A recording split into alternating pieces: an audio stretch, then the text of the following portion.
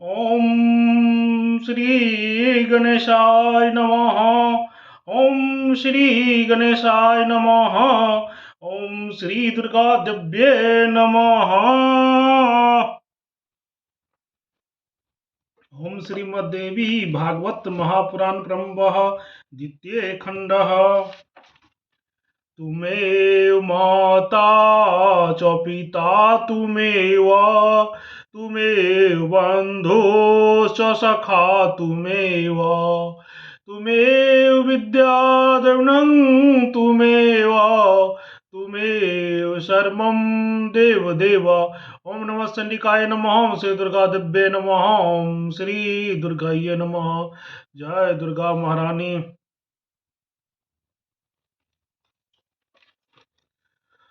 चतुर्दशोऽध्याय।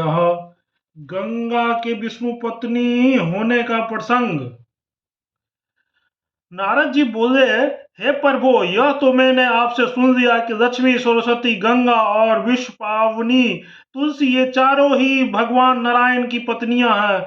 उनमें से गंगा बैकुंठ चली गई, किंतु वे गंगा विष्णु की पत्नी कैसे हुई, यह प्रसंग मैंने नहीं सुना। श्री नारायण बोले, हे नारद, जब गंगा जी बैकुंठ चली गई, उसके पश्चात जगत की रचना करने वाले ब्रह्मा जी भी वहां पहुंचे।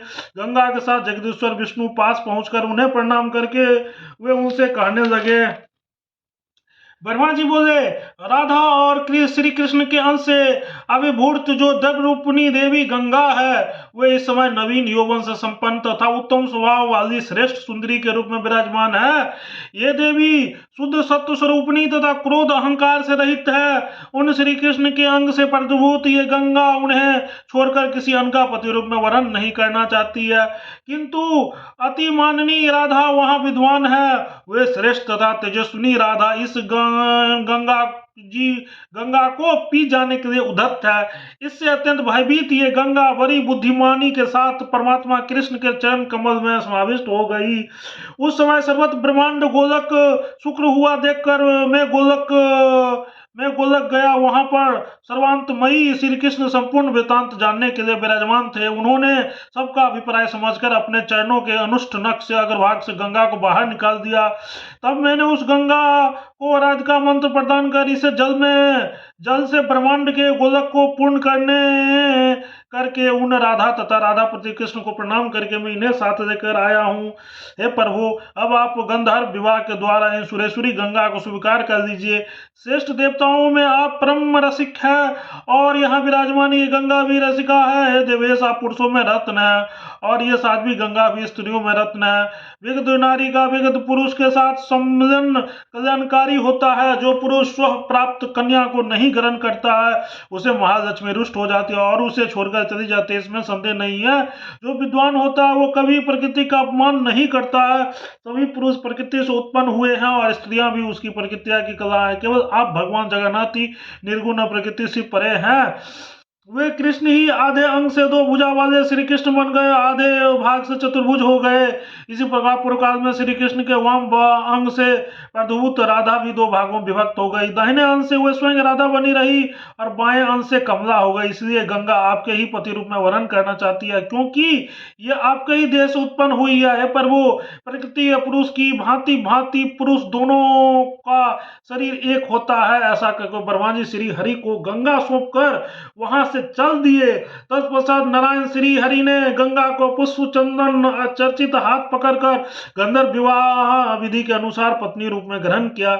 इसके बाद वह रमापति श्री हरि गंगा के साथ प्रसन्नतापूर्वक विहार करने लगे।